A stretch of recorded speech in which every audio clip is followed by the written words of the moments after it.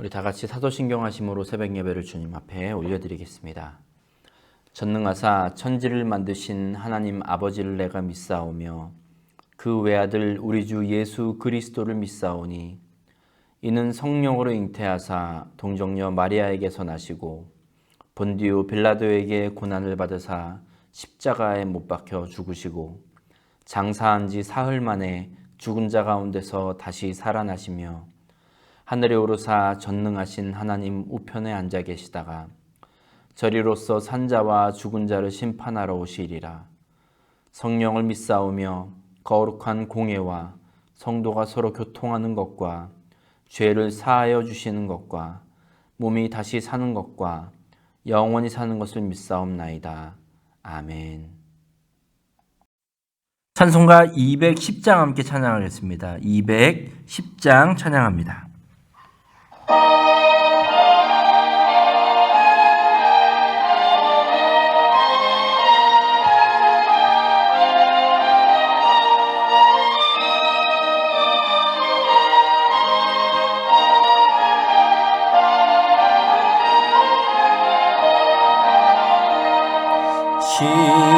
시온성과 같은 교회 그의 영광 한없다. 허락하신 말씀대로 주가 친히 세웠다. 반석 위에 세운 교회 흔들 자가 누구랴. 모든 원수에 어싸도 아무 근심 없도다.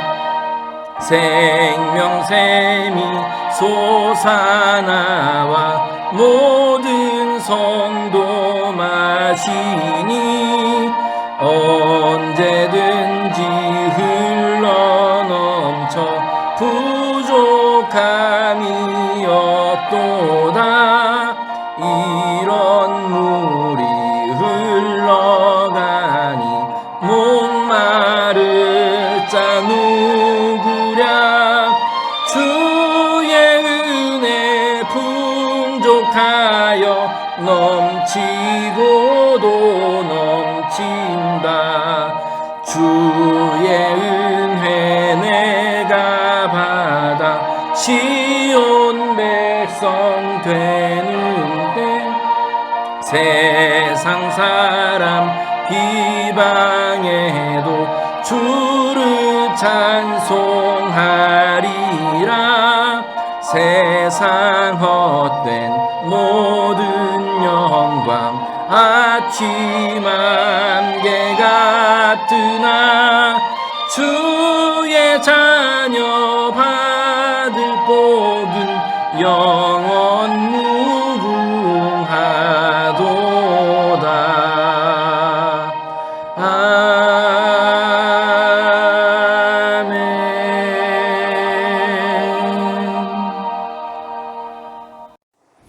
1월 6일 수요일입니다. 오늘 우리가 함께 은혜를 나눌 말씀은 마태복음 2장 1절부터 12절까지의 말씀입니다. 마태복음 2장 1절부터 12절까지 말씀 우리 앞에 화면 보시고 함께 읽겠습니다.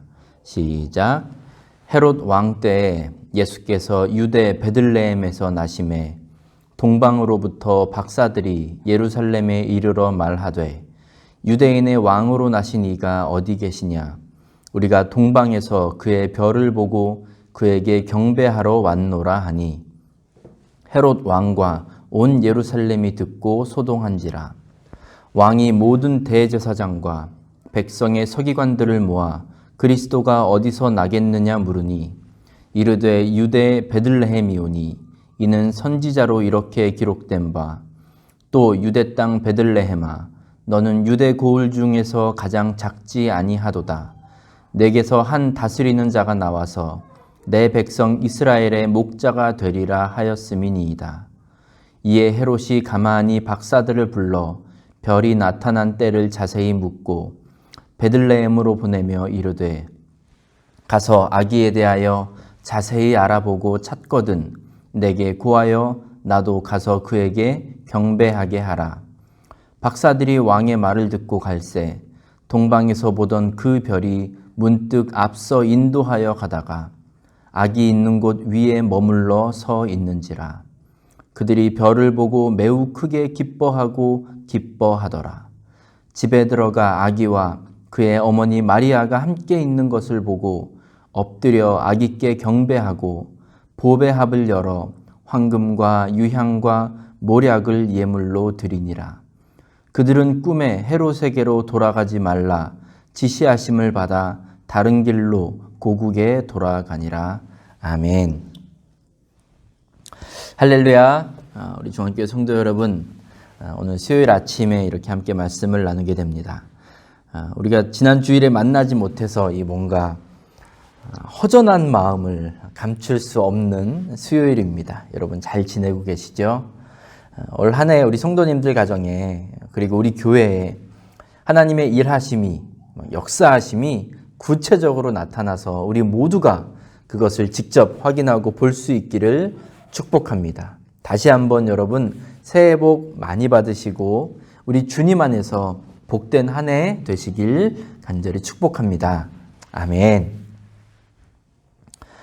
오늘 본문은 보통 우리가 대림절 본문으로 많이 쓰고 있습니다. 그렇죠? 우리 교회도 얼마 전에 이 본문으로 함께 말씀을 나누었습니다.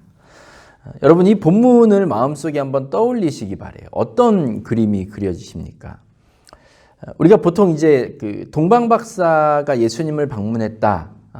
그 이제 장면을 딱 머릿속에 떠올리면 막연하게 동방박사들이 3명이 제가 전에도 말씀드렸지만 3명이 예수님이 태어나신 마국간에 찾아가서 거기서 예수님과 예수님의 부모님을 만나고 예수님을 경배하고 선물을 드리는 이제 그 장면을 우리가 일반적으로 생각을 하고 떠올리게 됩니다. 그건요 우리들만의 생각이 아니고 어떤 이제 그림 같은 옛날에 이제 그림 같은 것도 찾아서 보면 어떤 그림에서는 동방박사들이 예수님을 경배하고 있을 때 주변에 이렇게 동물들도 이제 그려놓고 있는 그림들이 있습니다. 그러니까 마치 예수님은 이제 예수님이 마국간에서 태어난 직후에 동방박사들이 예수님을 찾아왔다라는 식의 어떤 그런 메시지를 전달해 주는 것 같은 그런 암시가 있는 그림들이 있습니다. 하지만 성경을 잘 읽어보시면 동방박사들이 예수님을 찾아간 곳은 마국간이 아닙니다. 그리고 예수님이 태어난 직후에 박사들이 예수님을 찾아간 것도 아님을 알 수가 있습니다. 특별히 이제 마태복음 2장을 통해서 우리가 유추해 볼 수 있는데 11절을 먼저 보시면 집에 들어가 아기와 그의 어머니 마리아가 함께 있는 것을 보고했습니다. 집에 들어가. 마국간에서 예수님을 만난 게 아니에요. 동방박사들이 마국간으로 찾아온 것이 아니라 집에 들어가서 예수님과 그의 어머니 마리아를 보았다고 그렇게 성경은 말하고 있습니다. 영어 성경에 보면 이게 좀 구분을 짓고 있는데요. 오늘 11절 말씀에 아기 할 때 베이비라고 번역하지 않고 child라고 적어 나왔습니다. 출생 직후가 아니라는 것을 암시하고 있는 거죠. 요걸 이제 우리가 비교해서 볼 수 있는 게 누가복음 2장에 보시면 이제 목자들이 예수님을 찾아가서 경배하죠. 그때는 영어 성경에서 베이비라고 번역하고 있어요. 그러니까 목자들이 찾아간 그 예수님은 태어난 직후, 태어난 지 얼마 되지 않았을 때 그런 아주 갓난 아기 베이비라고 보시면 되고 이제 누구죠? 동방박사들이 예수님을 찾아간 그때는 그렇게 갓난아기 때가 아니라 어느 정도 시간이 지났을 때라는 것을 알 수가 있습니다. 그리고 또 이제 내일 이제 16절 보시면 이에 헤롯이 박사들에게 속은 줄 알고 심히 노하여 사람을 보내어 베들레헴과 그 모든 지경 안에 있는 산의 아이를 박사들에게 자세히 알아본 그때를 기준하여 2살부터 그 아래로 다 죽이니 했습니다. 이게 2살부터 그 아래로 다 죽이니 이 부분을 통해서 우리가 좀 유추해 볼 수 있는 건 이게 뭐 나이를 어떻게 셈하느냐에 따라서 좀 달라질 수도 있고 그렇지만 2살 아래로 다 죽였다라는 명령을 통해서 지금 예수님이 태어난 지는 이미 최소 몇 개월 이후, 몇 개월 정도 지난 후에 동방박사들이 예수님을 찾아갔다. 이렇게 보는 것이 성경에서 말하고 있는 것과 굉장히 가까운 해석입니다. 뭐 이제 어떤 분은 뭐 그게 뭐 중요한 거라고 이렇게 뭐 어떤 구절 나올 때마다 왜 성경에서는 이렇게 말하고 있습니다. 이 성경에서 의미하는 바는 이것입니다. 제가 이렇게 말씀을 좀 드리고 있죠. 제가 그렇게 말씀을 꼭 집어서 자꾸 뭐 이렇게 성경 비교도 해보고 뭐 번역도 보고 이렇게 말씀을 드리는 이유는 우리 안에 우리도 모르는 사이에 어떤 특정 성경 본문을 대할 때 왜곡된 해석을 우리가 가지고 있는 경우가 은근히 많이 있습니다. 그냥 늘상 들어왔고 그렇기 때문에 그게 마치 성경적인 거고 성경에서 말하고 있는 것처럼 생각하고 있는 것들이 우리 안에 있다는 거죠. 그래서 그거를 제가 확인하는 차원에서 말씀을 드린 겁니다. 성경을 보다 성경에서 말씀하고 있는 것과 가깝게 읽고 이해하고 있는 것이 우리에게 필요하기 때문에 제가 그렇게 먼저 말씀을 좀 드리고 시작합니다. 저는 오늘 이제 마태복음 2장 1절부터 12절을 좀 묵상하면서 2가지 표현이 눈에 확 들어왔습니다. 그 중에 하나는 먼저 7절과 8절 보시면 이에 헤롯이 가만히 박사들을 불러 별이 나타난 때를 자세히 묻고 베들레헴으로 보내며 이르되 가서 아기에 대하여 자세히 알아보고 찾거든 내게 고하여 나도 가서 그에게 경배하게 하라 했습니다. 앞에 보십시오. 이에 헤롯이 가만히 박사들을 불러. 헤롯이 박사들을 어떻게 불렀다고요? 가만히 불렀습니다. 여기에서 가만히라는 단어를 한번 여러분 주목하시기 바라요. 가만히라는 이 단어는 헤롯의 겉과 속이 얼마나 다른지를 잘 보여주고 있는 단어입니다. 표현입니다. 가만히. 겉으로는 유대인의 왕을 예배하고 경배하려고 한다라는 그런 표현을 했지만 헤롯이 속으로 진짜 가지고 있었던 생각은 그 아기 예수를 죽이려는 것이었어요. 헤롯이 이렇게 가만히 박사들을 부른 이유는 음모를 꾸미고 그의 왕좌를 지키고 거기에 위협이 되는 모든 것을 제거하려는 그런 권모술수, 우리가 이것을 이 가만히에서 발견할 수 있지 않습니까? 이렇게 헤롯이 사용한 가만히라는 표현에는 죽이는 것, 파괴하는 것, 피를 흘리게 하는 것, 이런 것들이 포함되어 있음을 여러분 기억하시기 바라요. 이러한 가만히는 우리 사회 안에서 어떤 일을 만들어냅니까? 사람들 사이에서 가만히 세력을 형성해서 누군가를 무너뜨리려고 하고 가만히 다른 사람들을 험담하고 가만히 부정한 일들을 이뤄냅니다. 만들어내요. 여러분 이러한 가만히가 교회 안에서도 얼마나 치명적인 그런 악함을 만들어내고 그런 결과를 만들어내는지 우리 모두 잘 알고 있지 않습니까? 사랑하는 여러분, 우리 교회 안에서는 절대로 이렇게 죽이고 파괴하고 피 흘리게 만드는 가만히는 없어야 합니다. 이와 반대되는 그 가만히가 있습니다. 마태복음 1장에서 마리아의 정혼자였던 요셉이 마리아가 임신한 사실을 알게 되었죠. 그때 19절 보시면 그의 남편 요셉은 의로운 사람이라 그를 드러내지 아니하고 가만히 끊고자 하여 했습니다. 여기에 나오는 가만히는 헤롯이 마태복음 2장에서 헤롯이 했던 가만히와 정반대의 의미예요. 여기에 가만히는 다른 사람의 허물을 덮어주는 것이고 약점을 숨겨주는 것이고 살리는 그런 가만히입니다. 이런 가만히는 많이 있어야 되죠. 많이 있을수록 좋습니다. 정말 교회에서만큼 이런 가만히가 좀 많아져야 되지 않을까, 저는 그렇게 간절히 좀 바랍니다. 교회 안에서도요, 다른 사람들에 대해서 수군거리고 그들의 약점을 막 만천하에 알리고 아프게 만들고 그런 가만히가 얼마나 많이 있는지 몰라요.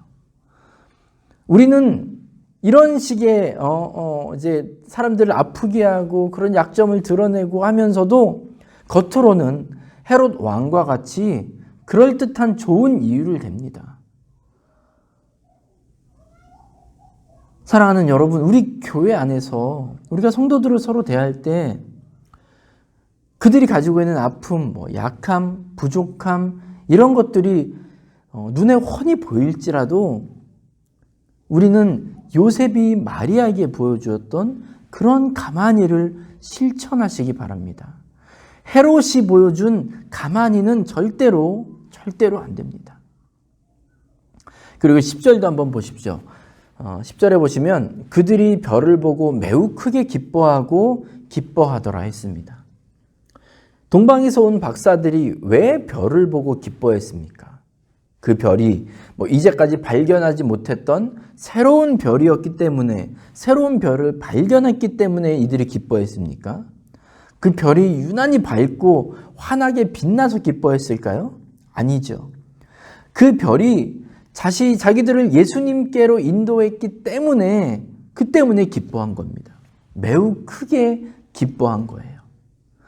여러분, 우리가 기뻐할 만한 이유가 많이 있지만 예수님을 만나는 것,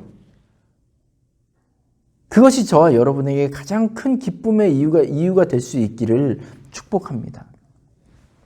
제가 여러분께 좀 소망하고 기도하는 것은 여러분 예배드리면서도 예수님 만나시기 바라고, 우리 이제 여러분 교회 가서 매일 기도하시죠. 또 각자의 자리에서도 매일 기도하시고 말씀 읽으실 겁니다. 그 가운데에서도 예수님 만나셔야 돼요. 그 자리에 예수님이 계셔야 됩니다. 매일 각자의 삶의 터전에서 사람들도 만나고 다양한 일을 하는 가운데에도 예수님을 만나야 합니다.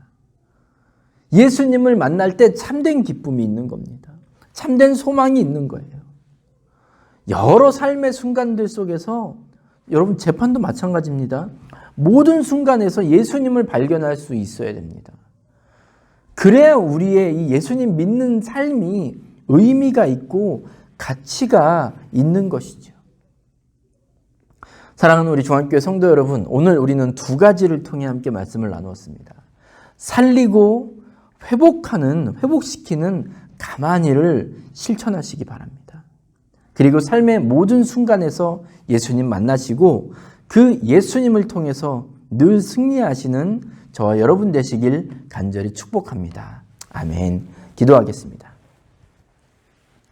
아버지 하나님 감사합니다. 우리의 삶 속에서 살리고 또 덮어주고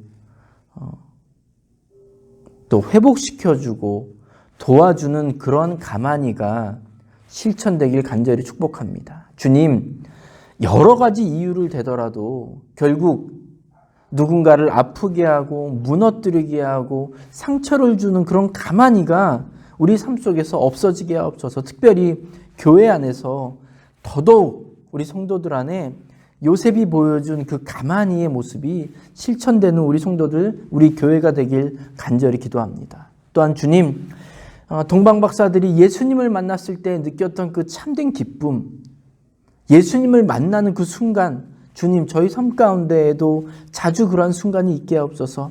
우리의 삶의 모든 순간에서 예수님을 발견할 수 있는 믿음을 허락하시고 그 순간순간에 예수님을 발견함으로 인하여 우리의 삶의 모습이 예수님 중심으로 바뀌는 그런 은혜와 축복이 오늘 하루도 우리 성도들의 삶 가운데 일어나도록 주님 역사하여 주시옵소서. 예수님의 이름으로 감사하며 기도드렸습니다. 아멘. 찬송가 95장 함께 찬양하겠습니다. 찬송가 95장입니다.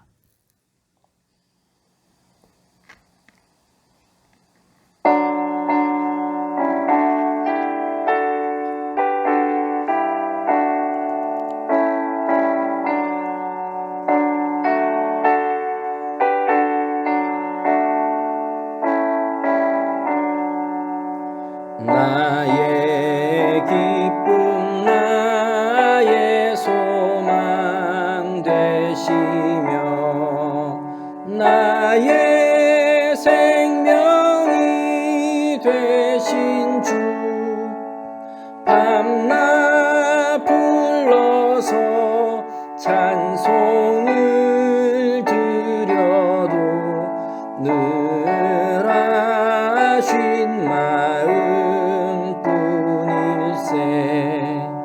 나의 사모하는 선한 목자는 어느 꽃다운 동산에 양의 무리와 늘 함께 가셔서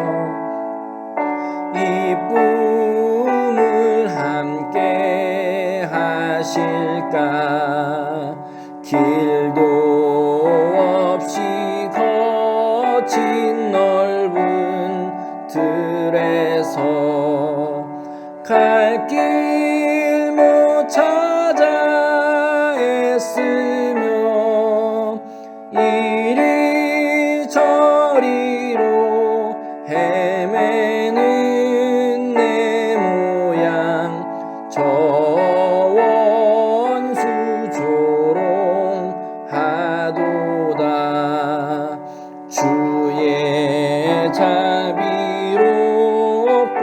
화평한 얼굴 모든 천사도 반기며 주의 놀라운 진리의 말씀에 천지가 화답하도다. 나의 진정 사모하는 예수님 음성조차도 반갑고 나의 생명과 나의 참 소망은 오직 주 예수 뿐일세.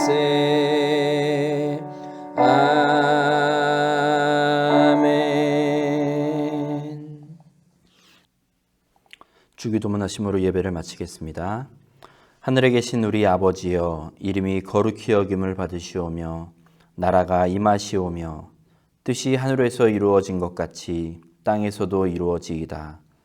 오늘 우리에게 일용할 양식을 주시옵고 우리가 우리에게 죄 지은 자를 사하여 준 것 같이 우리 죄를 사하여 주시옵고 우리를 시험에 들게 하지 마시옵고 다만 악에서 구하시옵소서. 나라와 권세와 영광이 아버지께 영원히 있사옵나이다. 아멘. 이제 말씀을 기억하시면서 자유롭게 기도하시기 바랍니다. 기도하실 때 특별히 교회와 성도들을 위해 중보해 주시기 바랍니다. 그리고 오늘 하루도 주님과 동행하는 하루 되시기를 간절히 축복합니다.